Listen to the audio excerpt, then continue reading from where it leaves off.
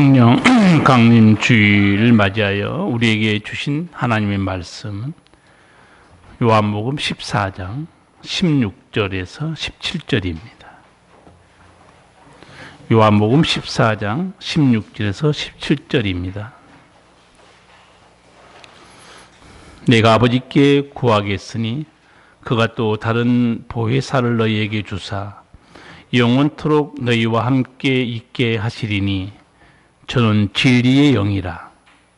세상은 능히 저를 받지 못하나니 이는 저를 보지도 못하고 알지도 못함이라.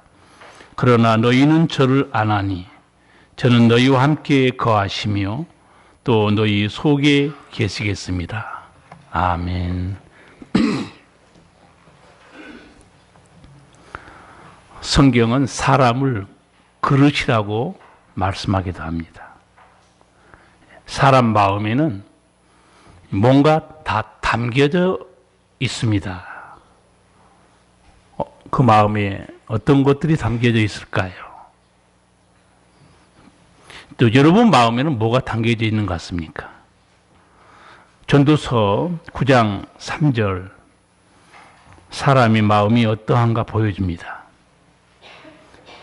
인생의 마음에 악이 가득하여 평생에 미친 마음을 품다가 후에는 죽은 자에게로 돌아가는 것이라. 사람의 마음이 악이 가득하여 이게 죄인의 마음들이에요. 그런데 평생 미친 마음을 품다가 후에는 죽은 자에게 돌아가는 것이다. 마음이 돈에, 탐욕에, 세상 것에, 악한 욕망에 붙들려 살다가 죽습니다. 예수님께서도 우리 마음을 설명한 적이 있습니다. 마태복음 15장에 보면 사람이 마음에서 나오는 것이 살인과 간음과 음란과 도적질과 비방과 거짓말들이다. 네. 눈으로는 사람의 마음이 안 보이지만 이 마음이 어떠한가를 성경은 적나라하게 말합니다. 그런데 예수 믿는 사람은 그 마음에 다른 것이 담겨져 있습니다. 세상 사람들이 알 수 없는 보배가 들어있어요. 고린도후서 4장 7절입니다. 우리가 이 보배를 질그릇에 가졌으니 예수 믿는 사람 그 속에 보배가 있다는 거예요. 근데 성경은 인간을 질그릇 그렇게 말합니다.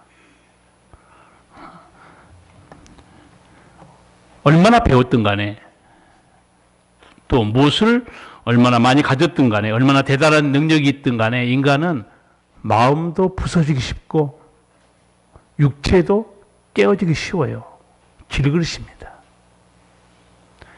아무리 믿음이 좋은 사람 같아도 말 몇 마디에 상처받습니다. 그리고 잠을 못 자요. 마음이 얼마나 부서지기 쉬운지 몰라요. 육체도 그렇습니다. 전 자동차를 보면 자동차는 확 부딪히면 깨지면 갈아 끼면 되는데 여러분 다리에 한번 금 가면 오래 갑니다. 아예 골절되면 쇠를 박아야 돼요. 붙었어요. 재활한다고 또 몇 개월 걸려야 돼요. 인간은 질그릇이다. 그런데 이 질그릇 속에 믿는 사람은 보배가 있다는 거예요. 이 보배가 뭘까요?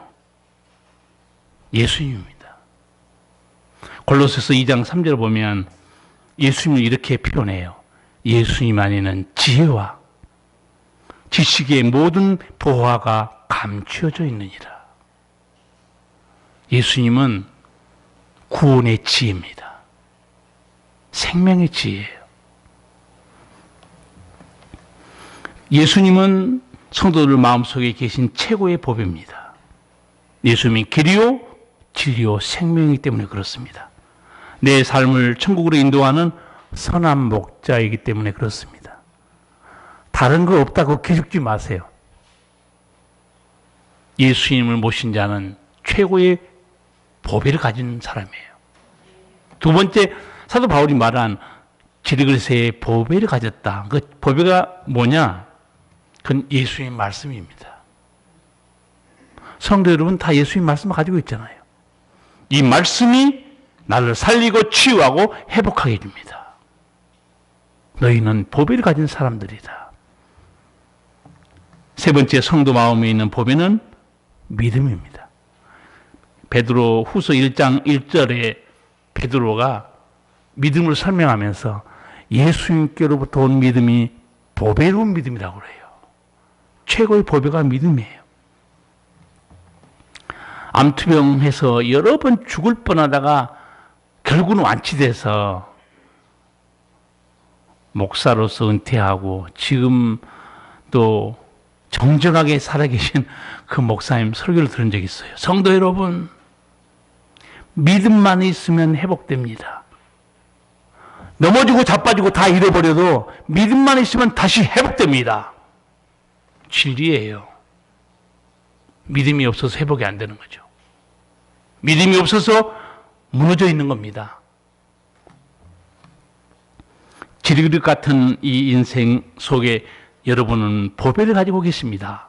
사도 바울이 알려준 거예요. 그리고 이 보배를 가진 사람들이 어떻게 살아가는가도 잠깐 설명해요. 고린도 후서 4장 8절입니다. 우리가 사방으로 우겨쌈을 당하여도 쌓이지 아니하며 답답한 일을 당하여도 낙심하지 아니하며 핍박을 받아도 버림받지 아니하며 거꾸로 뜨임을 당하여도 망하지 아니하고. 이게 마치 무슨 장난감처럼 보이세요? 밀쳐도 일어나는 게 뭐죠? 어떻게 장난감 사다가 집에 한번 내가 놓으시라고 그랬는데 왜 이렇게 넘어뜨리고 답답한 일을 당하고 우겨쌈을 당해도 낙심하지 않고 망하지 않는가? 보배예요, 보배. 예수님이 계시기 때문에. 가난한 시골 목사가 어린 삼남매를 앉혀놓고 설교를 하는데 오뚜기를 사다 놓고 설교를 한 거예요. 실물 설교. 초등학교에 다니는 애들 삼남매 앉혀놓고 오뚜기 사다 놓고 아버지가 줄 재산도 없고 가진 것도 없으니까 오뚜기를 밀면 또 일어나고 밀면 또 일어나고. 보았냐? 애들은 너무 재밌어가지고. 야, 신기해요, 아빠. 이렇게 자꾸 밀쳐도 이렇게 다시 일어나죠? 너희들도 너희 안에 예수님을 모시면, 주님을 믿는 꺾이지 않은 믿음이 있으면 언제든지 주님이 너희를 일으키신단다. 여러분, 이 성경 교육이라는 게요, 교회 학교에서 또 교회에서 성경 교육한 거는 10%입니다. 원래는 성경 교육의 장이 어딘 줄 아세요? 신명기 보세요. 집이에요. 가정입니다. 아버지가 다 합니다. 아버지가 교사예요. 아이들을 앉혀놓고. 근데 지금은 이제 기독교 교육 학자들이 깨닫습니다. 교회 학교 교육은 10% 정도, 90%는 가정에서 어린아이들 앉혀놓고 말씀으로, 기도로, 예배로. 그거 하지 않으면요, 나이 들어서 애들 믿음으로 어림도 없습니다. 말 안 들어요.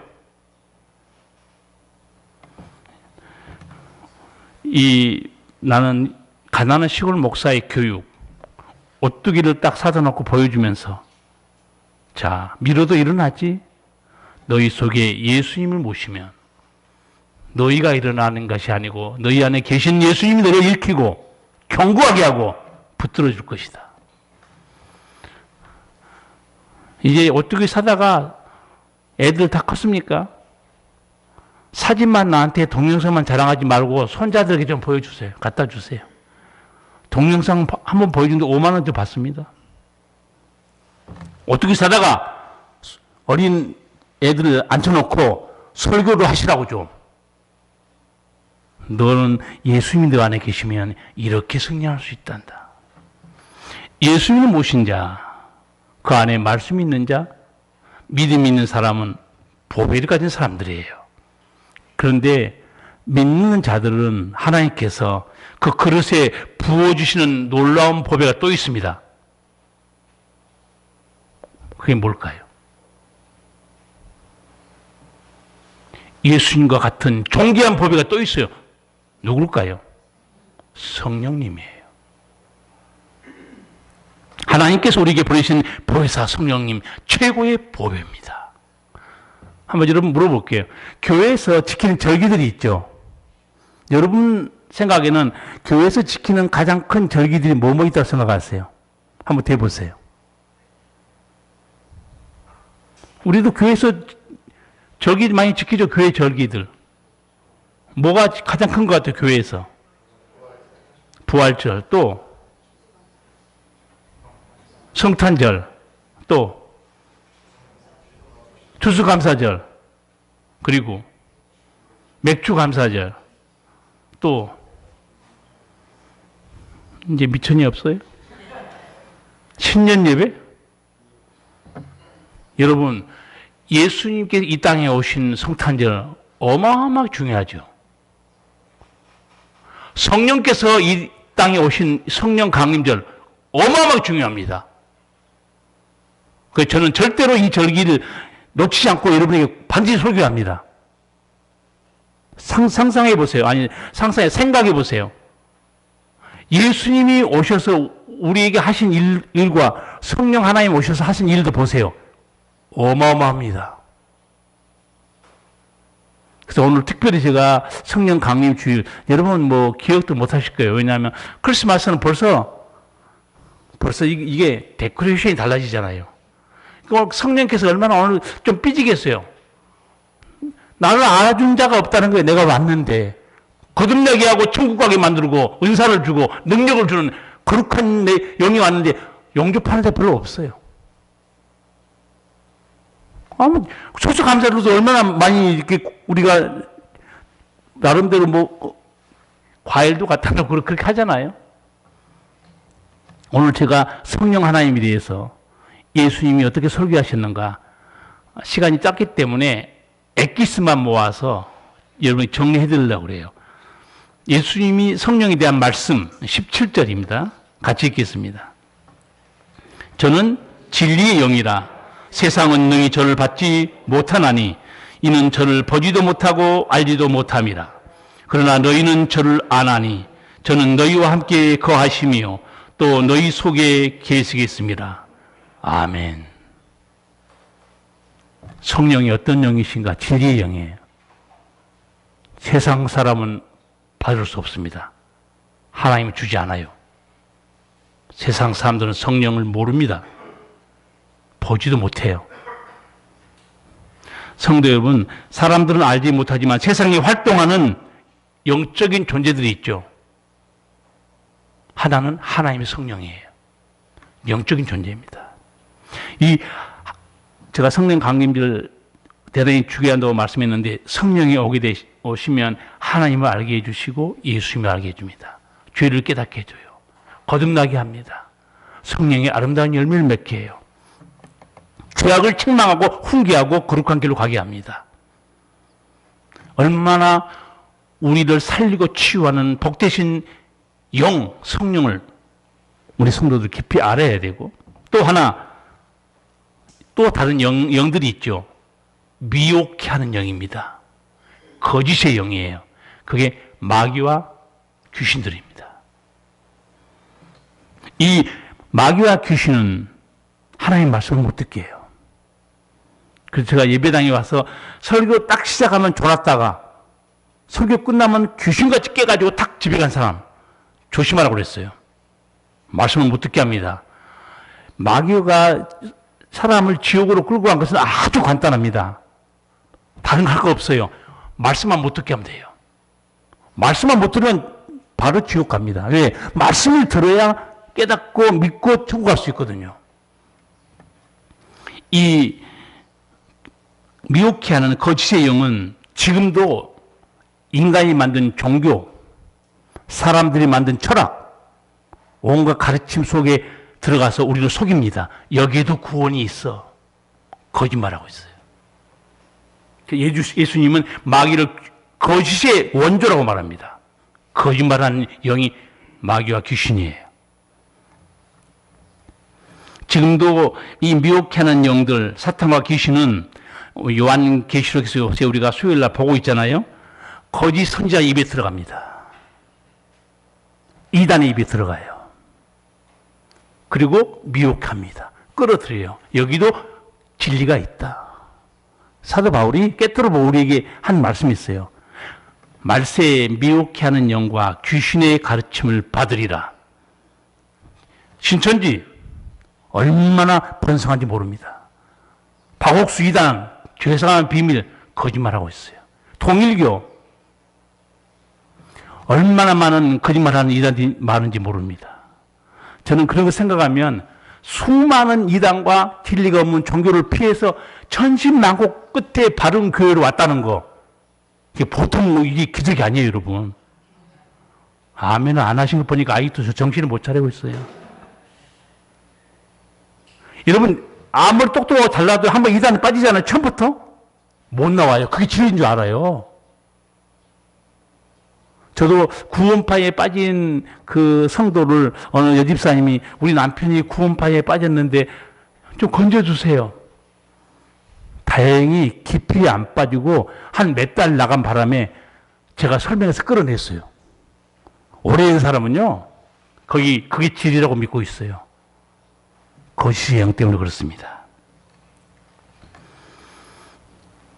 저는 진리의 영이라 세상은 저를 능히 받지 못하나니 이는 저를 보지도 못하고 알지도 못함이라.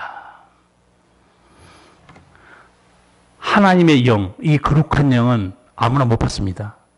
하나님의 자녀에게만 주십니다. 근데 예수님이 이렇게 말해요. 제자들에게 보지도 못한다고 그랬어요. 여러분, 영을 사람이 볼 수 있습니까? 당연히 못 보는 거죠. 근데 예수님이 왜 성령을 죄인들은 보지도 못한다고 말씀했을까요? 성경에서 이 보다는 단어는 이렇게 이해하면 100% 맞습니다. 보다는 말은 알다, 깨닫다, 인지하다가 똑같은 말이에요. 너희는 성령의 역사를 봐도 못 깨닫는다는 거예요. 몇 가지 한번 짚어드릴게요. 교회 다니더니 갑자기 이 사람이 새 사람이 됐어요. 친구들이 교회 다니더니 새 사람 됐네? 봐도 그것이 성령의 역사인지를 모른다 그 말이에요. 교회 다녀서 변화된 거 아니에요. 성령의 역사예요. 두 번째, 교회를 깨닫고 믿음으로 새 사람 되기 시작합니다. 교회에 다니더니 달라졌네? 달라진 것을 봐도 그것이 성령의 역사인지를 모른다 그 말이에요. 세 번째, 옛사람을 벗어버리고 이제 새 사람이 되고 소망이 천국에 있어요. 세상까지 집착하지 않습니다. 달라졌네? 봐도 그것이 성령의 역사인지 모른다 그 말이에요. 죄 때문에 눈물을 흘립니다. 받은 사랑 때문에 눈물을 흘려요. 새벽 기도하면서 우니까 동네 사람이 뭐라고 말하는지 아세요? 저 예수 믿는 것들은 뭔 죄가 많은지 새벽마다 우는 걸 보고 난리야. 우는 걸 봐도 성령이 애통하게 하는 역사인지 모른다 그 말이에요. 그들은 봐도 모른다는 거예요. 너희는 안 하니 예수 믿는 사람 알아요. 우리 교회에 나온 초신자 한 사람 남편에게 이 교회 나서 울고 그렇게 청승 맞고 난리야. 좀 조용 좀 하라고.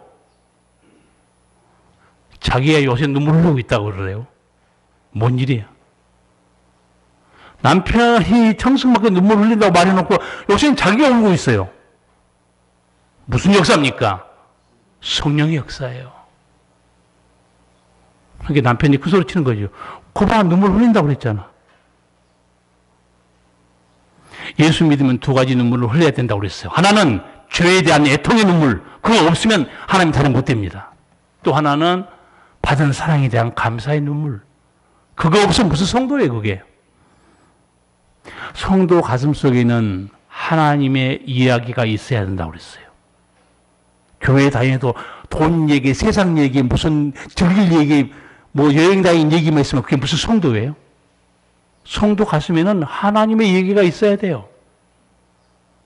아버지 사랑 이야기, 진리의 이야기, 성령의 역사 이야기, 그게 하나님의 자녀지. 이런 복되신 성령 어떻게 하면 받을 수 있을까요? 받아야죠. 아주 쉬워요. 사도 베드로가 쉽게 설교했습니다. 단 한 절, 사도행전 2장 38절 말씀이에요. 베드로가 가로되 너희가 회개하여 각각 예수 그리스도의 이름으로 세례를 받고 죄 사함을 받으라. 그리하면 성령을 선물로 받으리니. 너무 쉬워요. 이 거룩한 하나님의 성령 받는 것은 고행도 아니고 수행도 아니에요. 봉사와 충성도 아니에요. 첫 번째 단계가 뭡니까? 너희가 회개하여. 첫 번째가 회개입니다. 제가 이 부분은 쉽게 여러분 설명해 드렸어요.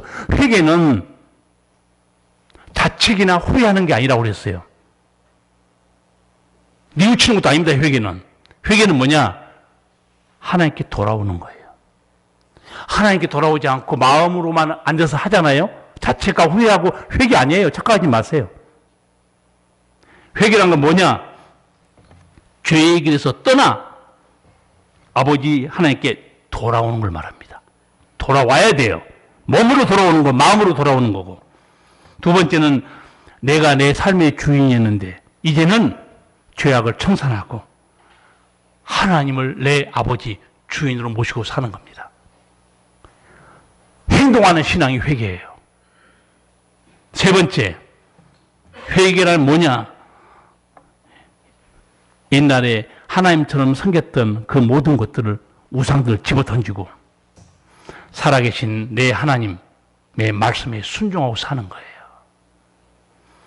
그래서 여러분에게 쉽게 회개와 후의 차이를 설명하기 위해서 탕자의 비유를 제가 몇 번 말씀드렸죠. 탕자의 비유. 그 탕자를 보면 거기 후회와 자책이 나와요. 거기까지 회개가 아닙니다. 내가 왜 아버지 집을 떠났던 거? 이제 후회합니다. 우리 집에는 배불리 먹는 종들이 많은데 내가 왜 여기서 이 고생을 하고 굶어 죽는가? 거기까지는 후회입니다. 그는 회개 아니에요. 그 다음에 회개하죠. 탕자가. 회개하는 말씀이 뭐였습니까? 하늘과 아버지께 죄를 지었으니 이제 내가 돌아가자. 그리고 나를 아들로 안 삼아도 좋으니까 품꾼 하나로 삼아 주셔서 내가 돌아가자 하고 돌아옵니다. 그게 회개예요. 돌아오니까 아버지가 다 용서해 줘요. 회개 절대 어려운 거 아닙니다. 내가 내 주인으로 살았던 죄악된 사람을 청산하고 아버지께 돌아와서 아버지가 내 생명의 주인이십니다. 말씀대로 살겠습니다. 이게 회개예요. 성령 받으려면 이 단계가 필요합니다. 두 번째는 예수 그리스도 이름으로 세례를 받고 죄 사함을 받으라. 첫 번째는 회개였고 두 번째는 이 회개와 연관되어 있는 거예요. 세례 받고 죄 사함 받는 거예요. 죄를 회개하면 다 용서받습니다. 그리고 죄 사함 받은 표로 물세를 줍니다. 이 세례라는 단어 두 가지 뜻을 가지고 있습니다. 하나는 물속에 잠기다. 또 하나는 씻다. 이 두 가지 뜻을 동시에 다 가지고 있어요. 그러니까 영적으로 보면 이제 침례교회는 물속에 이제 침례하잖아요. 내년에 우리 교회에서도 이제 성지순례 처음으로 가게 되는데 요단강 세례터에 갑니다. 그래서 요단강 세례터에 가서 예수님이 세례받는 곳에 들어가서 물속에 들어갈 거예요. 원하는 사람은. 근데 물속에 잠기면 사람이 어떻게 돼요? 안 나오고 계속 있으면 어떻게 돼요? 죽어요. 빨리 나와야 돼요. 어휴, 그렇죠. 답답해. 숨이 막히죠. 세례, 잠그다는 뜻은 내가 죽고 금방 나옵니다. 다시 사는 거예요. 죄로 인해서 죽었던 내가 예수님이 부활하신 것과 함께 내가 다시 사는 거예요. 또 하나, 이 세례라는 단어가 씻다는 단어를 설명하면 영적으로는 뭘 씻음 받은 거예요? 죄를 씻음 받은 겁니다. 그러니까 예수님 오기 전에 누가 세례를 먼저 주고 있었죠? 예, 세례 요한이 세례를 주고 있었는데 원래 세례 요한의 신분은 뭡니까? 선지자입니다. 그냥 요한이 너무 많아서 앞에 세례를 주었기 때문에 세례 요한으로 붙인 것이지 신분은 선지자예요. 마지막 선지자. 세례 요한이 물로 세례 줍니다. 그걸 뭐라고 설명한 줄 아세요? 성경에서? 죄 사함을 얻는 회개 세례 이렇게 명령합니다. 명명해요. 물세례는 죄 사함을 얻게 하는 회개의 세례. 그러니까 회개한 사람에게는 죄 사함을 받았다는 표로 물로 주는 게 물세례입니다. 그러니까 여기서 성령 받으려면 너가 회개하고 세례 받아야 된다는 거야. 근데 누구의 이름으로? 그게 중요합니다. 왜 예수의 이름으로 이걸 강조했을까요? 이게 핵심이에요. 세례 받는데. 예수의 이름으로 세례 받으라는 거예요. 다른 게 아니에요. 예수 이름으로 세례 받으면 내가 예수님을 주님으로 모시고 예수의 십자가가 내 죄를 용서해 주시고 내가 예수 이름으로 세례 받았다는 것은 예수님과 나와 이제 하나가 됐다는 거예요. 그래서 예수 이름으로 세례 받은 사람은 예수님과 하나가 되고 예수님께 속한 자가 됩니다. 하나님의 자녀가 된 거예요. 그래서 이 베드로가 설교했던 내용은 쉽게 말하면 이겁니다. 회개하고 하나님의 자녀가 되면 아버지께서 성령을 선물로, 선물이 뭡니까? 거저 주시는 거예요. 이 좋으신 성령을 거저 주시는 겁니다. 여러분, 이 좋으신 성령 하나님, 세상은 모른다고 그랬어요, 예수님이. 그냥 너희는 안다고 그랬어요. 여러분, 성령 아시죠? 불안한 대답이에요. 내가 수요일 날 저녁에 시험 본다고 그랬거든요. 언제 볼지 모르지만 수요 예배 10분만 설교하고 A4 용지 다 나눠서 여러분 시험 보게 할 거예요. 성령 하나님이 누구신가? 예수님이 누구신가? 하나님이 누구신가? 그거 제가 받아보려고 그래요. 왜 받아봐야 여러분이 뭘 얼마나 알고 있는지 확인할 수 있거든요. 속으로 그럴 거예요. 나 수요 예배 안 나가. 근데 언제 할지 몰라요. 갑자기 합니다. 여러분 성령 다 받으셨죠? 아니 성령 사도행전 2장 38절 방금 설교 들었잖아요. 이렇게 하셨으면 성령 받은 거예요. 죄를 회개하셨나요? 그리고 죄사함 받은 물세례 받으셨나요? 예수님을 내 구주로 지금도 모시고 계시나요? 성령 받은 거라니까요. 그래서 그걸 내가 오늘 확인시켜 주려고 사도행전 2장 38절 하나씩 설명해 드린 거예요. 성령 하나님 어떤 분인가? 성령께서 하시는 일들 제가 간략하게 몇 가지만 보여드릴게요. 첫 번째 보혜사 성령님 하신 일이 뭔가? 죄를 깨닫게 해줍니다. 아까 우리 찬송가 불렀죠. 예배 전에 하나님의 은혜로 이 쓸데없는 자 왜 구속하여 주는지 3절 가사에 보면 왜 내게 성령 주셔서 주 예수 믿게 하는지 나는 알 수 없도다. 성령께서 죄를 깨닫고 예수님을 알게 해줍니다. 그리고 오늘 우리 찬양대가 성령의 역사로 오늘 성령 강림 주일에 딱 맞는 찬송을 불렀어요. 이 지휘자가 영성이 상당히 있어요, 보면. 그걸 다 어떻게 골랐는지 기도하면서 골랐대요. 그다음 말도 안 해주는데 지휘자 띄운 건 아니고. 응? 가사 보면 어떻게 나와 있어, 오늘? 성령에 대한 찬양에서 했죠. 어두운 내 눈 밝히사 진리를 보게 하소서. 내 눈을 뜨게 하소서 성령이여. 막혀진 내 귀를 여시사 주님의 귀한 음성을 이 귀로 밝히 들을 때 내 기쁨 한량 없겠네. 내 귀를 열어주셔서 성령이여. 이거 찬송가 성경에 있는 그대로 곡조에 있는 이 말씀으로 찬송을 한 거예요. 성령이 하시는 일이 첫 번째 뭐냐? 진리를 깨닫게 하고 죄사함의 의미도 깨닫게 하고 예수님 누군지 알게 해줍니다. 요한복음 16장 8절이에요. 그가 와서 죄에 대하여, 의에 대하여, 심판에 대하여 세상을 깨닫게 하시고 책망하게 될 것이다. 여러분, 죄가 무엇인지 모르는데 무슨 울고불고 회개합니까? 예수님 누군지 모르는데 무슨 내 구주로 영접합니까? 이 모든 역사를 누가 하시는가? 보혜사 성령께서. 여러분은 알지 못하고 있었으나 오늘 하나님이 저 입을 통해서 다 하나님이 알게 해준 겁니다. 아, 내가 하나님 말씀을 깨닫고 은혜 받은 것이 목사의 설교가 아니었구나. 저는 여러분에게 택배 기사로 일할 뿐이에요. 깨닫게 하신 분은 성령입니다. 저는 그냥 말씀의 통로에 불과해요. 아무것도 아닙니다. 저는 목사는. 예수님이 그랬잖아요. 일꾼들이 어떤 사람인가 예수님 말씀했어요. 무익한 종이라고 말해라. 저는 무익한 종이에요. 그냥 오늘 말씀 받아서 여러분에게 그냥 전해드린 겁니다. 오늘 말씀 전하는 것은, 전해드리는 내용은 요한복음 14장 16, 17절이에요. 두 번째, 성령께서 우리에게 하신 일들 중에 정말 놀라운 일이 요한복음 3장 5절 6절입니다.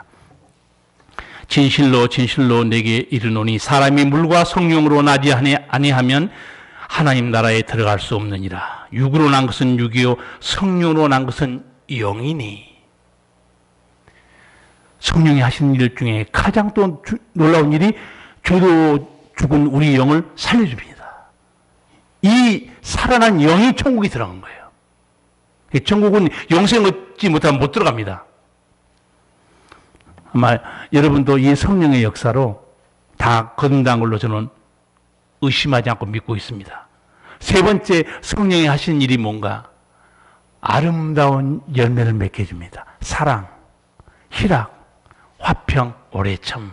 갈라디아서 5장 22절입니다. 오직 성령의 열매는 사랑과 희락과 화평과 오래참과 자비와 양성과 충성과 온유와 절제니. 저는 이 성품은 예수님 성품 같아요. 여러분이 성령의 충만을 구하고 성령께서 내 속에 들어와서 나를 다스리고 인도해 주세요. 늘 기도하면 성령이 내 안에서 역사하잖아요. 어느새 사랑의 마음이 나오고 오래 참음도 나오고 인내하는 마음도 나오고 옆사람과 화평하게 나오고, 이게 놀라운 성령의 열매라고 알려집니다. 그런데 우리가 크리스마스보다 더 어쩌면 더 중요하게 생각하면서 성령 강림절을 지키고 그 말씀을 드려야 되는 거예요. 네 번째, 세상 사람 이해할 수 없고 믿어도 아직도 잘 모르는 분야가 있어요. 성령이 하시는 일 중에 세상 사람들 쓰는 용어, 카리스마. 세상 사람들은 카리스마라는 뜻도 몰라요. 성령께서 우리에게 은사, 카리스마는 은사라는 뜻입니다. 영어로 하면 기프트예요. 선물입니다. 그 성령이 준 선물이 여러 가지 있죠. 지혜의 말씀, 지식의 말씀, 믿음, 병 고치는 은사, 예언, 영들 분별함, 각종 방언 말하는 거, 방언들을 통역하는 거, 구제하고 권면하는 거. 성령께서 그걸 우리에게 은사, 세상 아주 쉽게 말할까요? 탤런트입니다. 재능으로 주는 거예요. 예, 여러분도 이 중에 방언 받은 사람이 있을 거예요. 병 고치는 능력을 받은 사람도 있을 거예요. 귀신을 쫓아내는 능력도 받은 사람이 있을 거예요. 다 성령이 주는 능력들이에요. 저는 청년 때 청년들하고 함께 기도하면서 그때 방언을 받았어요. 그 방언을 받긴 받았는데 제가 이게 무슨 말인지 알아들을 수 없는 거예요. 이게 세상 언어가 아니기 때문에. 그 방언을 통역하는 걸 받으면 금방 할 수 있잖아요. 그래서 기도를 오랫동안 했어요. 주여! 내게 방언 통역하는 은사를 주십시오. 그럼 옆에서 누가 방언해도 저는 다 통역할 수 있습니다. 신비한 겁니다. 아직 못 받았어요. 안 줘요, 아버지께서. 성경에 잘 가르쳐 그런 것 같은데. 영어 단어는요, 영어 단어 알면 통역이 가능해요. 일본어를 알면 일본어 통역이 가능하고, 중국어를 알면 중국어 통역이 가능하죠. 방언은 그 단어가 인간이 주는 언어가 아니기 때문에 사람이 통역을 할 수가 없어요. 인간이 배울 수 있는 단어도 아니에요. 하나님 주시는 언어예요. 이 방언이라는 단어. 그래서 영어 성경에는 이걸 어떻게 번역해 놓은지 혹시 보셨어요? 방언을 알아들 수 없는 언어이기 때문에 스트레인지 텅 이렇게 번역해 놨어요. 스트레인지 텅. 이상한 언어를 한 거예요. 그렇죠? 인간이 배우지 않은 언어입니다. 그러면 인간이 배우지 않은 이 언어, 성령이 줬기 때문에 성령의 역사가 있어야 내가 방언한 걸 통역할 수가 있어요. 다른 사람도 방언한 거 다 통역할 수 있습니다. 무슨 말인지 알아들어요. 근데 제가 태어나서 방언 통역한 사람은 한 2명 정도밖에 못 만나봤어요. 내가 물어봤어요. 어떻게 통역합니까? 제가 한번 방언을 길게 방언하는데 통역한 사람이 말을 안 하고 있어요. 그리고 짧게 했는데 길게 더 통역해요. 끝나고 나서 물어본 거죠. 아니 내가 말을 길게 했는데 왜 이렇게 조금밖에 얘기 안 해? 또 이 조금 했는데 길게 통역을 하냐고. 목사님 그게 단어 숫자로 통역한 거 아니에요. 방언이 지나가면 성령께서 무슨 뜻인가 쫙 준다는 거예요. 그게. 아 신비하구나. 성령께서 방언도 주시고 통역도 주시고 저게 귀신의 영인지 성령의 역사인지 영을 분별할 수 있는 능력도 주시고 얼마나 놀라우신 성령입니까? 나는 여러분들이 이 성령의 은사를 많이 받으시길 바라요. 특히 장로님들 귀신 쫓아내는 능력을 좀 가지셔야 돼. 목사가 그거 하려면 너무 바빠요. 정신없어. 장로님들이 가서 귀신 쫓아내고 오셔야 돼 그냥. 예수님도 둘씩 파송했잖아요. 가서 귀신 쫓아내고 병 고치고 오라고. 모두한테 목사한테 끌고 오면 목사 바빠서 정신이 없다니까요. 그렇죠? 놀라운 성령의 능력, 카리스마. 이 누가 주시는가? 성령께서. 5번째, 성령이 하시는 놀라운 일이 또 하나 있습니다. 고린도전서 2장 12절 말씀인데 성령을 받게 되면 하나님이 내게 베푸신 사랑, 은혜, 그 많은 복들을 알게 된다는 거예요. 깨닫게 돼요. 우리가 세상의 영을 받지 아니하고 오직 하나님께로 온 영을 받았으니 이는 우리로 하여금 하나님께서 우리에게 은혜로 주신 것들을 알게 하려 하심이라. 이 말씀이 얼마나 중요한지 몰라요.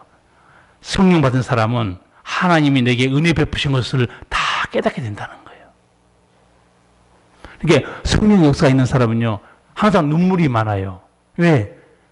하나님이 이것도 내가 너한테 베푼 사랑이다. 은총이다.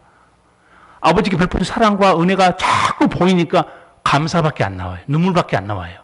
그러나 성령의 역사가 없는 성도 그 수많은 사랑을 받고 살면서도 항상 불편합니다. 항상 원망하고 옆에 사람과 비교해요. 어리석은 사람이에요. 성령을 받게 되면 은혜로 주신 것들. 하나님이 우리에게 은혜로 주신 최고의 선물이 뭡니까?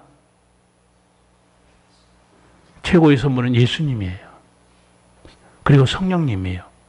그 다음에 영생이고 부활이고 천국입니다. 그 다음에 내 일터고 내 건강이고 내 모든 삶의 선물로 받은 것들입니다. 옛날에 한번 물어봤더니 목사님 제가 여러분이 받은 하나님께 받은 가장 큰 선물이 뭐예요? 그러니까 영생이에요. 그래서 내가 영생보다 더 큰 선물이 예수님입니다.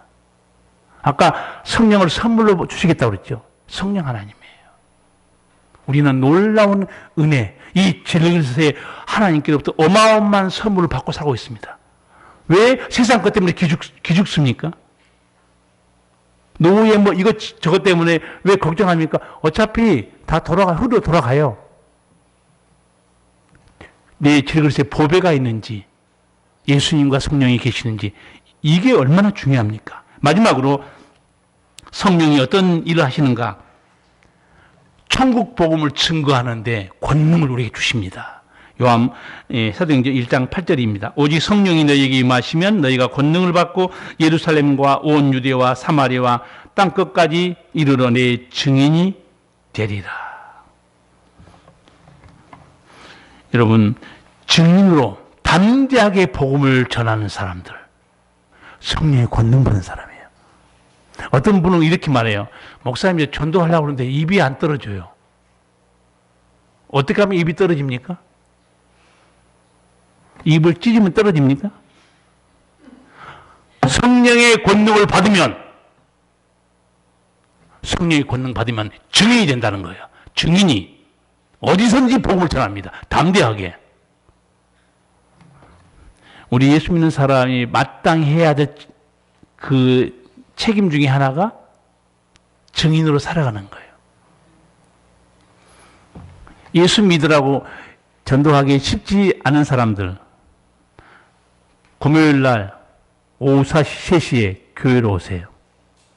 중부 기도회가 있습니다. 성도들이 여기서 1시간 동안 기도하면서 불받고 있어요.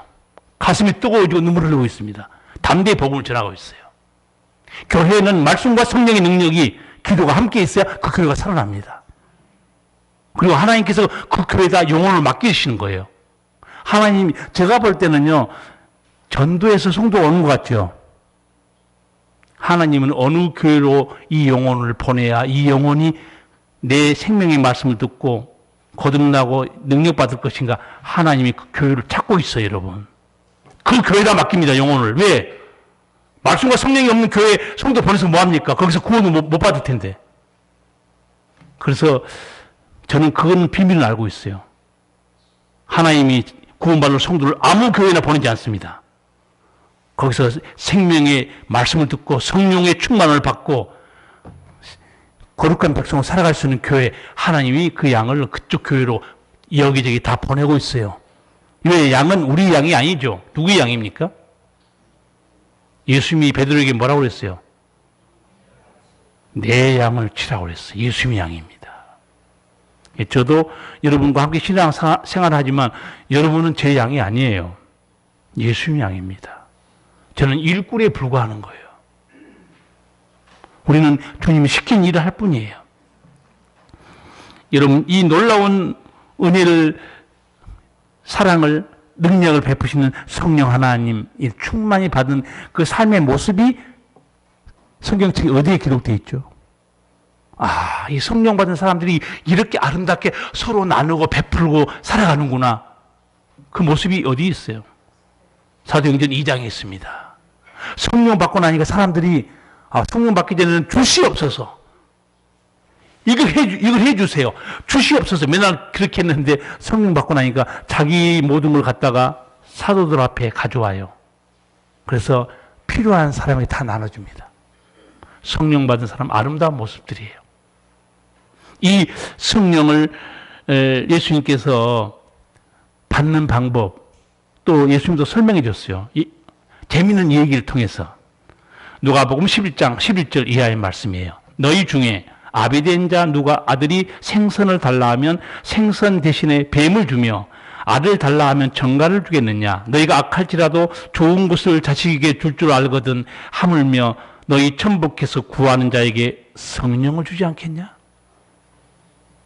여러분, 이 좋으신 성령, 사랑, 희락, 화평이 내 마음에 넘치고 거듭나고 진리를 깨닫고 복음을 전하고 내 것을 주께 드려서 하나님의 영광을 위해 살고 누구든지 구하면 아버지가 주신다는 거예요.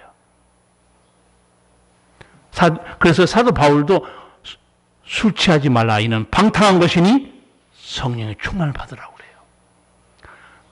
눈만 뜨면 여러분이 기도할 내용이 뭡니까? 주님, 성령으로 충만케 해주세요. 충만이라는 단어도 제가 설명해 드렸습니다. 이 충만이라는 것은 가득 차다는 단어예요. 근데 성령 하나님이 물도 아닌데 어떻게 가득 차겠어요? 제가 신학대학원 다니면서 이 성령의 충만이 무슨 뜻이지? 물도 아닌데 어떻게 가득 차다는 단어로 돼 있을까? 나중에 깨달았어요. 성령의 충만이 뭔지를. 성령의 충만은 성령께서 내 감정, 내 지식, 내 생각, 내 뜻을 온전히 다스리는 상태입니다. 내가 비워야 돼요. 내 욕심을 내려놔야 돼요. 내 고집을 내려놔야 돼요. 성령께서 내 감정과 내 뜻과 내 모든 것들을 온전히 주장하시면 얼마나 아름다운 인생이 되겠어요. 바로 그것이 빛과 소금이에요. 아무나 빛과 소금이 안 됩니다. 예수 믿어도. 성령의 충만을 받아야 돼요. 아까 제가 사람은 그릇과 같다고 그랬죠. 이 그릇 속에 온갖 더러운 것이 가득 찬 사람이 있어요. 탐심으로, 세상 것으로. 그러나 예수 믿는 사람들에게는 이 재그릇 속에 보배가 있다고 그랬죠. 그래서 이 보배가 누구라고 그랬습니까? 예수님. 오늘 보혜사 성령이 보배고 내 믿음이 보배고 하나님 말씀이 보배입니다. 여러분, 제가 다시 한번 정리하고 마칠게요. 우리들에게 함께 하시는 이 복되신 성령 하시는 일들, 첫 번째, 죄를 깨닫게 하고 진리를 깨닫게 하시는 성령. 두 번째, 거듭나게 하사 천국에 들어가게 하시는 성령. 세 번째, 거룩한 열매, 사랑과 희락과 화평, 오래 참음, 이 좋은 열매 맺게 하시는 성령. 신비로운 은사와 능력을 주시는 성령. 하나님께 받은 사랑과 은혜를 깨닫게 하시는 성령.